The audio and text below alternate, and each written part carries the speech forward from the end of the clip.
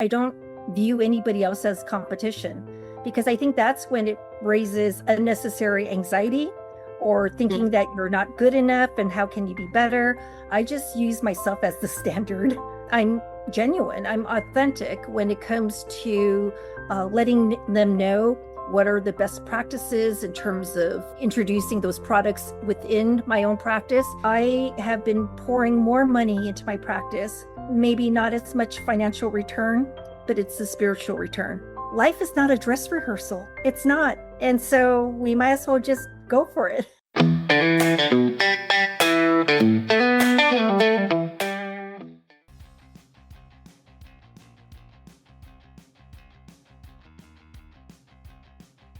Marcel Proust once said, "The real voyage of discovery consists not in seeking new landscapes, but having new eyes." Hello, everyone, and welcome to Nerdy Optometrist, a podcast channel for all things eye care, and this is your host, Ukti Bora. Before we dive into yet another amazing episode, don't forget to follow my channel and listen to this as well as all the other episodes on your favorite platform. With that, it's an honor and pleasure to invite our guest for today, who is an absolute powerhouse within our industry. She's been anchoring her practice in Rosemead, California since 1995. She's a national speaker, a consultant for major contact lens manufacturers, a passionate advocate for premium patient experience, and, not to forget, a fellow podcaster as well. If you haven't followed her, it's time for you to follow her podcast called Chew on This, and I'll be dropping that link in the description as well. Beyond the slit lamp, she's a world traveler, a breast cancer survivor, a 5-time best-selling author, and today she's stepping up to my microphone to share an exclusive, massive announcement for the first time that she's currently writing her highly anticipated memoir. It's an honor and a pleasure to welcome Dr. Katie Chu on my podcast. A very warm welcome to the Nerdy family. My goodness, that was just that was a lot for me to take in, but thank you so much. You're so kind. Well, we're going to dig deep into all of this because I know this is such an exciting thing for me to learn from you. We did have a few conversations offline before we, planned this episode, but you have been in practice for 30 years. But before that, I want you to kind of go way beyond and tell me, how did you get into the world of optometry and eye care? How did your journey even begin in this space? I will have to say that I followed my heart. I followed a boy. And so there was a boy back in college he was very set in his ways. He already knew that he was going to optometry school. And at that time, I thought I was going to study biology and graduate and teach biology at high school level. But love kind of turns you in a different direction. And I followed my heart. And so because he was studying optometry, I thought, well, I might as well, follow in his path. But I'm glad I did. I mean, we ended up not being together and we went our separate ways, but there are no regrets. This is a path that was meant to be. Yeah, I think we are grateful that because you followed your heart, you were introduced to eye care. And I keep saying this, once you're part of eye care, there's no going back. You're stuck in this space forever. Yeah. Well, and what I learned is that because I thought my passion was to educate and teach, and I thought it was going to be high school biology. And looking at where I am now, I have been teaching all these years in the exam room with my patients, with my own children, raising them, educating them.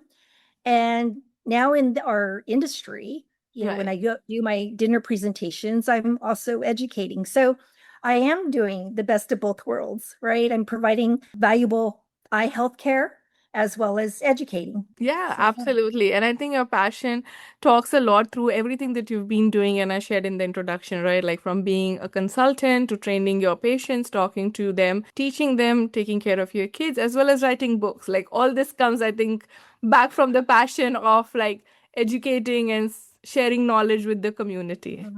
100%. Yes. So you have been practicing for 30 years and you have this practice. And I think I want to ask you a question where there are so many corporate chains that are coming up and everybody kind of feel that there's a pressure and competition.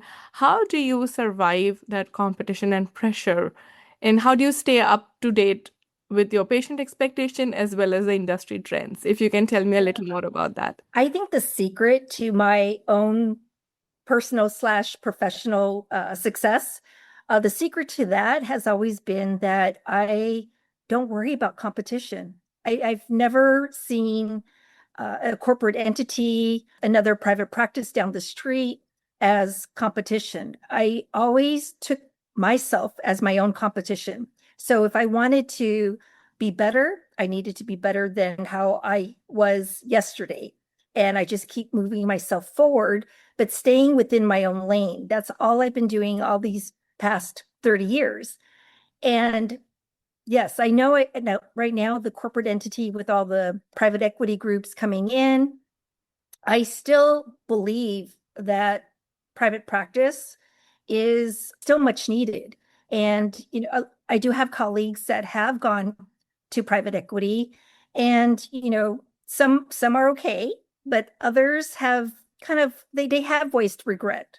And because it wasn't what they had expected, and that the practice that they had nurtured and watched it grow on the private sector is a completely different environment now. Mhm. And so I think for me right now, I'll never say no to anything. I've learned that now. I'm not going to put myself in a box.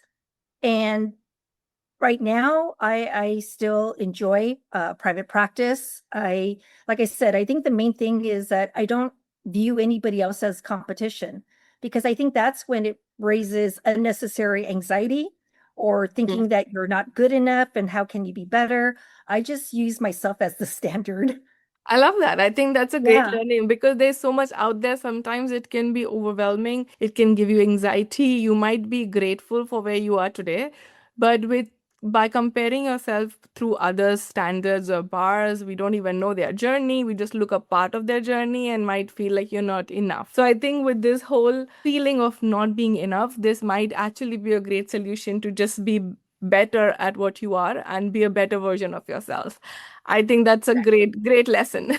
Yeah, yeah, because the grass will always look greener on the other side, but if you are just staying within your own garden and slowly water it and nurture it every day, I mean, you're gonna have things that are gonna grow beautifully, and you don't have to worry about what's on the other side.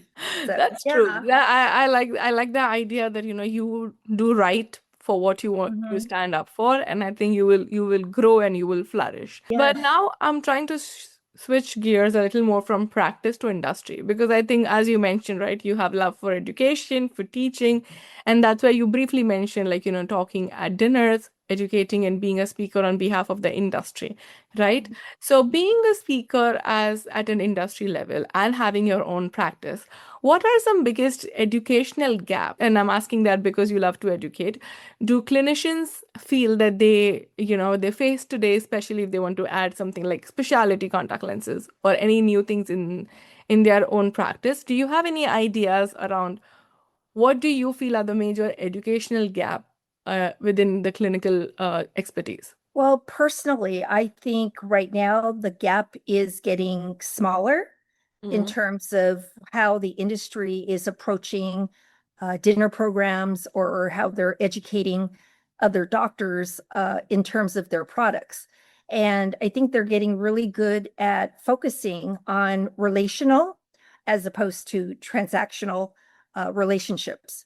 I think for me, being a speaker for the last, I guess it's going to be 7 years soon, time has gone by really fast. And last year I hit over 100 presentations. So that was exciting for me. Yeah, I've been very blessed. And I think the main thing about when I present in front of other doctors, the feedback that I get is that I'm genuine, I'm authentic when it comes to letting them know what are the best practices in terms of introducing those products within my own practice, and showing them what the outcomes are in terms of patient satisfaction. But beyond that, it's also elevating the patient's experiences. But I think the key thing is that, or the gems that people take away from my dinners is that I do bring it back down to how they can implement it into their own practices. And I think that's the main thing where we're closing the gap now with speaker programs where they're bringing real life experiences into the dinner rooms. Yeah, I love the fact that these dinner rooms or these conversations, and I'm glad you mentioned that you do that as well, is more practical implementation versus theory, which is great to listen to. But then if I don't have a couple of things that I can implement like right now, it's just hard to follow. It might be a great theory, but then I might just forget about it, say after the dinner, right? So I'm glad that you're focusing on the fact that you can get information that you can implement in your practice today. And I think I love that about you as well as the kind of knowledge you're trying to impart within the industry. Yeah, And I mean, I was just going to add that, first of all, I am a clinician. I am not a scientist, if that makes sense. So yeah. I think that's where, when I come into a program and my clinician side comes out strong. And I think that's where people appreciate that because, if they've seen patients all day long and they're coming to a educational program, they don't really want just more scientific stuff thrown at them. They want to learn and learn how to implement these products into their real world. Yeah, I think I love the fact that you said that your clinician side of you is always there, even when you're lecturing you as a consultant. So I think one thing that you had mentioned in one of your details that I've been researching about you is when you think about your practice and the way you're setting up your practice, you think about it as a spiritual investment versus a financial one. I think that was a very interesting piece that I read about you and how you've been thinking about your practice. And I want you to kind of highlight a little more of how you're thinking, which probably can help the listeners to rethink or shift the way they are thinking about their practice or empowering their patient. If you can tell me a little more about that. First of all, I love my practice. I love the location where my practice is. And the demographics of my practice may not be what most practices are like, but the reality is that almost 70% of my patient base is on Medicaid. So they do need financial assistance. And that's my demographics. And so from the beginning of me opening my practice, I made a commitment to that community that I was always going to provide the best service, the best care, the best technology. And it wasn't going to be based on what they can or cannot afford. I Mhm. was going to educate them first. And then at the end, let the patient decide what they choose. And what I have learned through my journey of 30 years or 3 decades, and it's almost like 4.5 to 5 generations of patients now, they're extremely loyal to me. They're extremely loyal. And I don't do any advertisements or anything like that. And people keep referring others to me.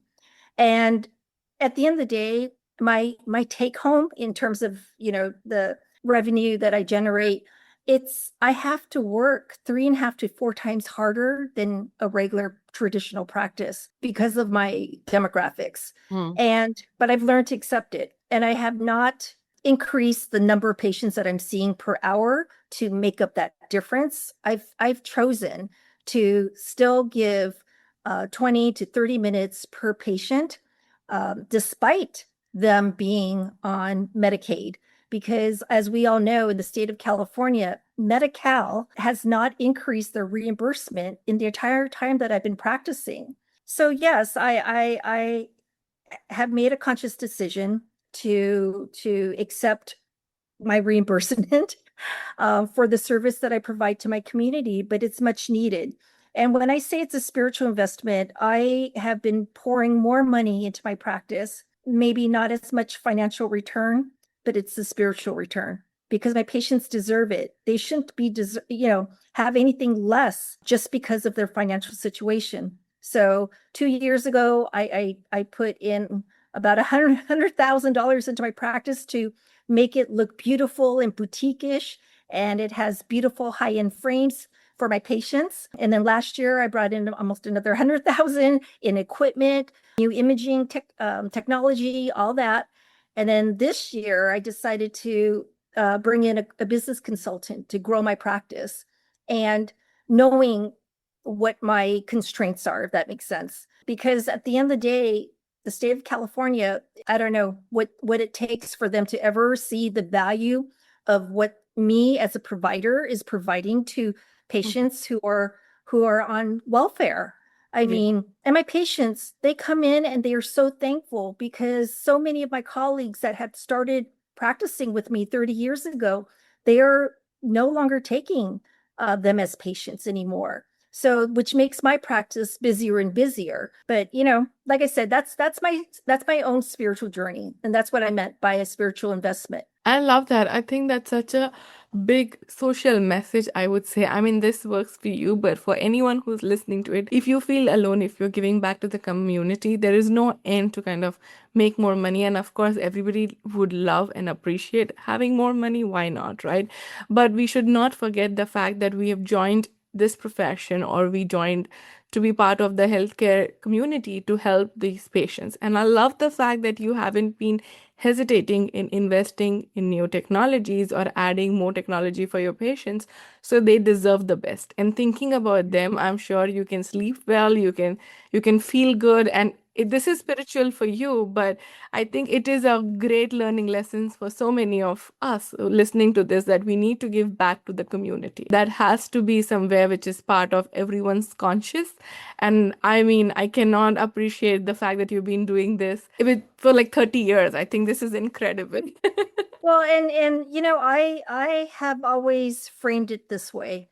It's somebody who might be on Medi-Cal today may not be on it tomorrow, right? And even me as Dr. Chu, I might be seeing them today and I'm not on Medi-Cal, but I can be on Medi-Cal tomorrow. Yeah. Life can change like an instant. And so that's why it's like I feel like this energy just flows, full circle in my practice, and there's full respect for each other, and it's a beautiful community. Yeah, I love that. I love the I fact love that it too. you're so passionate about community, I am. patient care. It's so visible and that energy is contagious, and I love that. Yeah. So you are an optometrist, you're a podcaster, you're also a songwriter, and you're a five-time best-selling author. I really need to know, what is your secret sauce? And not to forget, your mother to two daughters. Like, you have Yes. raised two kids while doing all of this. How do you manage this so-called term work-life balance, or work-life? I mean, I don't know if there is true balance, but like, how do you manage all of this? So you're not the first one to ask me, how do I handle all this? And I think just by my nature, I've always been an extrovert. So ever since I was little, I just have to keep busy. And I'm also a early riser and a late owl. So I function very well off of like maybe 5 hours of sleep. And I've been like this all my life. And so I think now that I'm an empty nester, so yes, I did raise my two daughters, but they're adults now and they don't live with me. And so the time that I had used to raise them, that's where now I use that time for myself. And that's the part where I am realizing that, you know, it takes a village, it takes energy to raise children. But I'm at this point in my life where now I realize that I need to turn that energy back towards myself. And I also need a village to raise me. And so that's why I don't hesitate to lean on others. It's just like how I taught my daughters. It's like, never assume that you know everything, because I know I don't know everything. And so I think the way I've been able to like push through all these things that you're talking about, it's because I know that there's so many other people that are great resources for me. And so I lean on them, and so I think that's definitely has helped me keep that balance.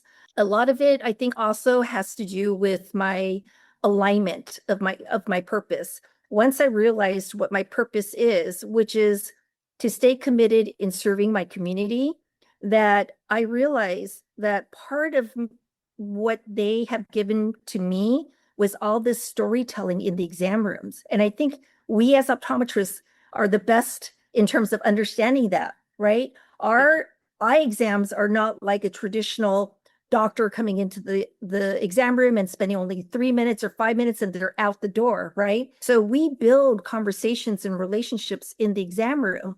And so I took that and applied it to my podcast because I felt like there are so many stories that have lifted me and kept my spirits up through my patients telling me about their journeys, that I felt like, well, I need to have a platform where people can hear these stories. And that's where Chew on This comes from.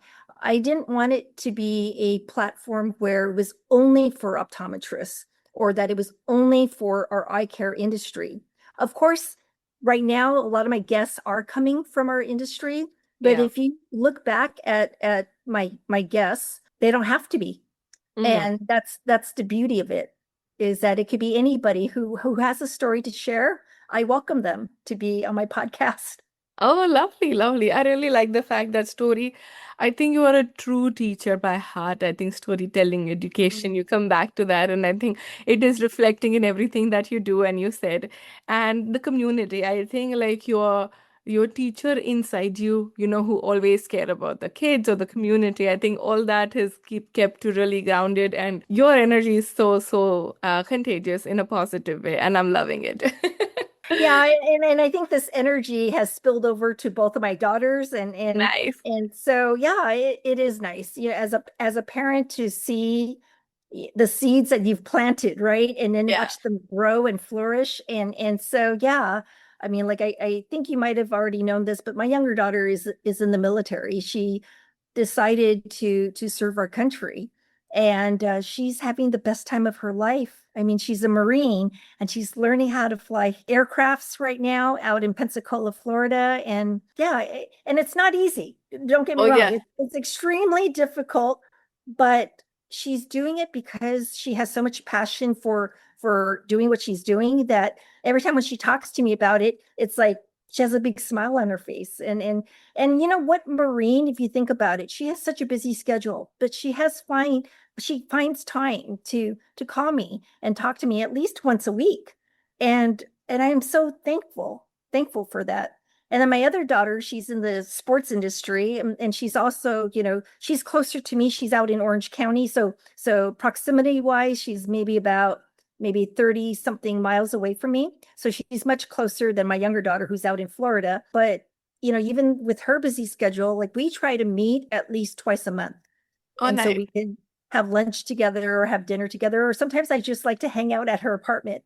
And it's just nice to see your daughter have her own place. Even though she's renting, it's still nice to have them have Yeah. their own place. I Yeah, know. I'm sure it's such a proud mama it moment is. for you for sure. It Like is. my babies are growing, they're independent, they're becoming probably something that I'm sure it's exactly or even better than what you would have imagined, right? Like Oh yeah. it's so good to see your kids grow and flourish. But I want to kind of switch gear and talk about the fact that you had promised, this is the first time that you're going to tell this on my podcast about your story, about your memoir.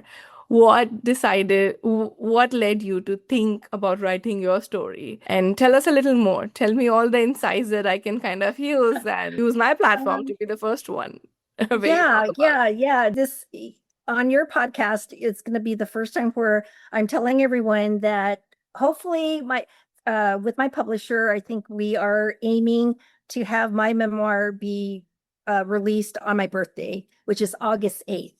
So Oh, hopefully, that's why I didn't want to speak about it too soon, but we'll see. It's in its final draft right now. And so, but I've been writing it for, gosh, over a year. And the funny thing is that I initially thought that that was my first release of a literary art work for me. And but it turned out that my children's books came out first. And I think that was all intended by God. I do have to say that. That was part of him letting me know that work was it took priority. And I'm going to share a little bit about this first, and I think again, not very many people know about this. So I released the children's books back in October of last year, and I've been releasing one every 2 to 3 months.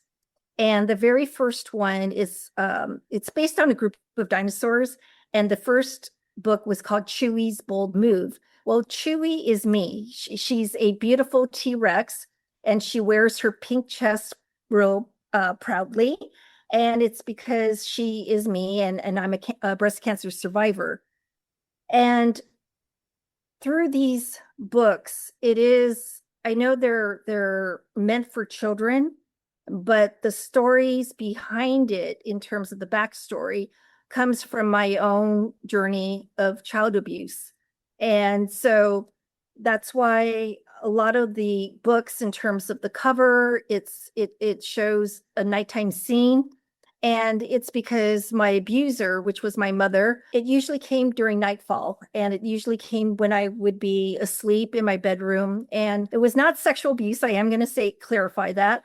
But she would terrorize me in the middle of the night. And so what I'm trying to say is that these children's books came of priority because the messaging in there is to let children between the ages of 4 and 7. This was the age when I think I received the most abuse, but there was nobody for me to turn to because I thought it was normal.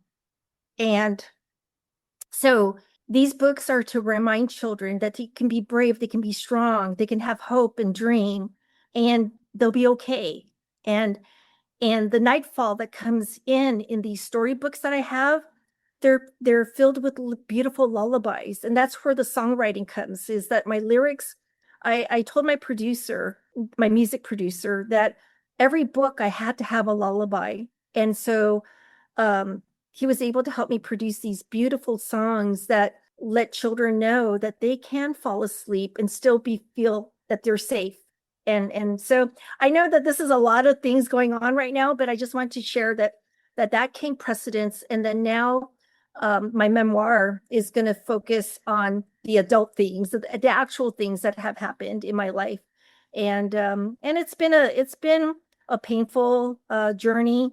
Like I said, writing the memoir was it still is. When I sit down and write, I sometimes will just break down in tears, and I'm still writing as I'm wiping away tears. Like it's just part of the process. And I think everything that I'm doing right now, it is very therapeutic. I have to say that. It's I part of my journey.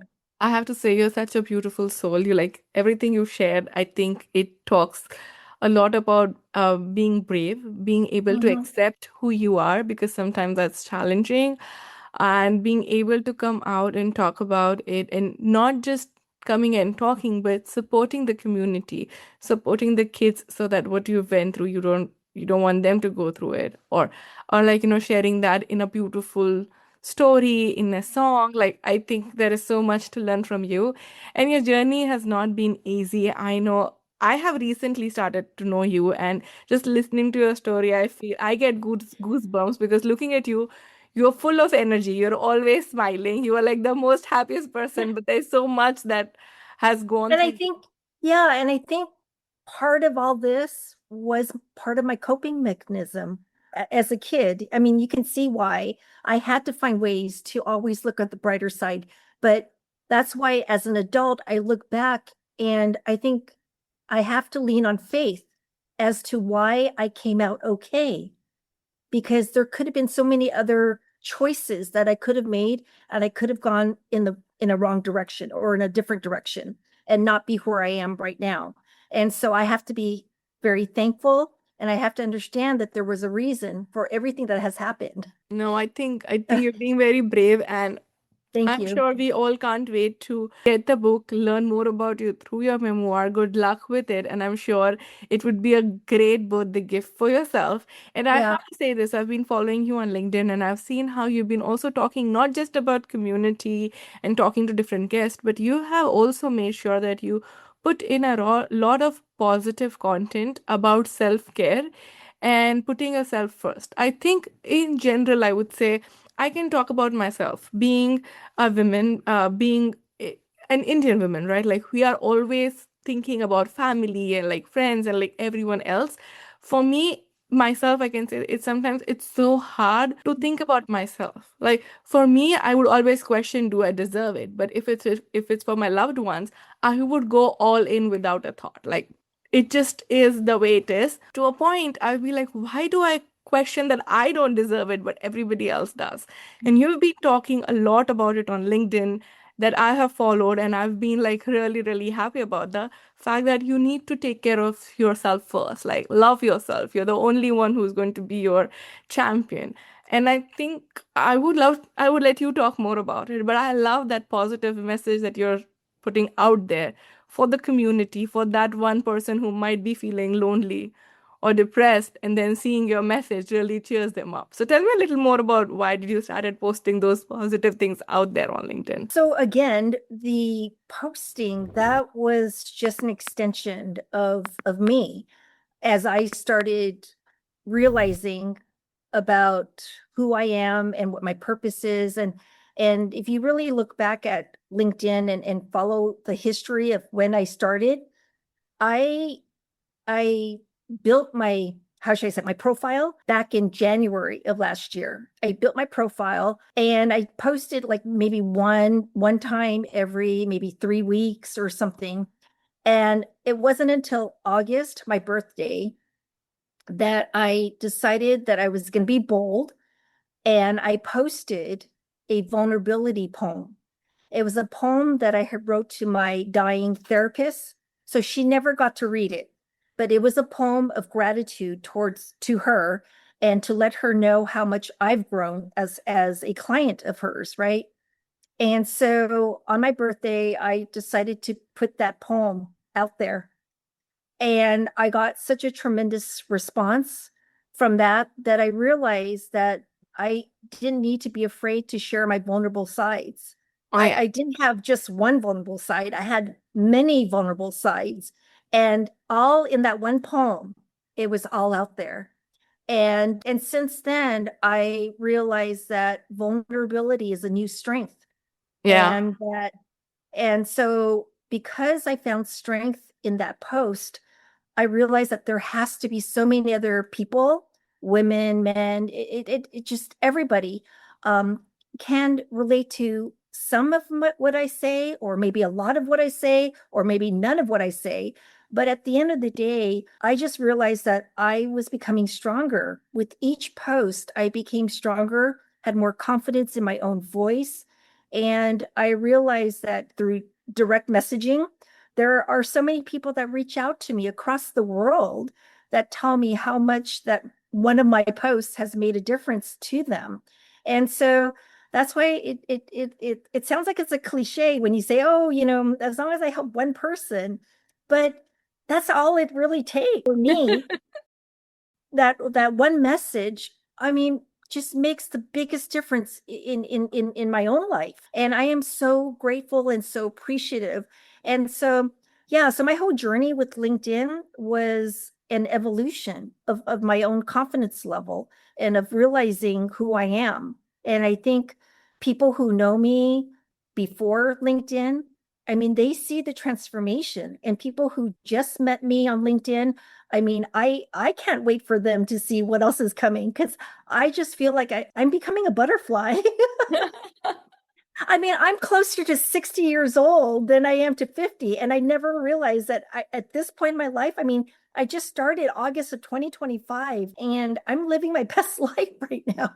That's lovely. I mean, there's so much. I mean, I can't say this enough, but this is such a great story. You have such an incredible journey. I'm sure we'll learn a lot more from your memoir. But I think the fact that it's never too late to start, No, it's and never. and it would be such a beautiful thing. I think we would have not been sitting and chatting and talking with each other if it was not for you to start posting things on LinkedIn, right? So we didn't meet before. I saw you on LinkedIn, I started following you, I reached out to you, and then, this happened. So I am feeling so, so, so inspired by all your stories and everything that you've shared. But now we're going to go to our game segment, which is a Oh, very okay. simple one to know you a little more. The game is called This or That. Very Okay. simple. I give you options. You tell me which one you prefer. Okay? Okay. Are Okay. we ready? I'm ready. Perfect. Are you a dog person or a cat person? Dog. Phone call or text? Phone. Glasses or contact lenses? Contact lenses. Online shopping or shopping in store? Online. Cake or ice cream? Ice cream. Oceans or mountains? Ocean. Movie or reading? Movie. All right, that's pretty much it. Oh. I think I definitely Did know I what did we I need to pass? do. Oh, yes, absolutely. This is actually me trying to collect the information of what we need to do when we meet next time. So we Oh. definitely going to be at the ocean for sure.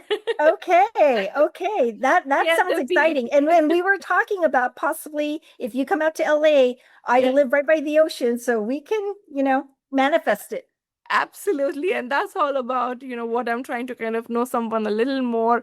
I know you said phone calls, so I'm going to call you more often that you would like. So now we are friends. You have Yes. no way out of it. Well, I'm going to be a big heart here. Yes, call me anytime. Lovely. With that, before I wrap up, I would like you to share one final takeaway message for all my listeners, just for them to I learned a lot of insights, but one final takeaway message. I'm just going to finish off with a tagline that I use on my podcast. And I really do believe that if we can all choose to lead boldly, that can make a big difference in our life, and to choose to see things clearly. And what I mean by that is to start removing a lot of the noise Yeah, from our lives, and that will allow you to have a lot more clarity. And the last thing is to live a purposeful life. We only have one life to live. We only have one life to live. And somebody else, I learned this from somebody else. It's like life is not a dress rehearsal. It's not. And so we might as well just go for it. absolutely. I love it. I think this Yeah. has been such an incredible episode. See clearly, lead boldly, and live purposefully. I think that's Yes. what is your tagline, and Yep. I could Yep. not have asked for a better like takeaway message before we end this episode. For all the listeners, I'll be dropping her LinkedIn profile for you to connect with her, as well as link to her podcast. Do give it a like, listen to her channel, follow her. I'm sure we all need that support within the eye care community. And if you have stories, you please feel free to reach out to her and share it to the podcast. And with that, thank you once again, Dr. Chu, for your time. It's been a Thank you. pleasure. And again, a very warm welcome to the Nerdy family. All right. Thank you. Thank you so much. All right. Bye-bye.